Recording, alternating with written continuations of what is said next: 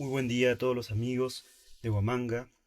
Muchas felicidades por este aniversario, un año más de su creación. Tierra de grandes músicos, de grandes guitarristas, de grandes maestros, como Alberto Jucamaita y el mismo Raúl García Zárate. Un fuerte abrazo.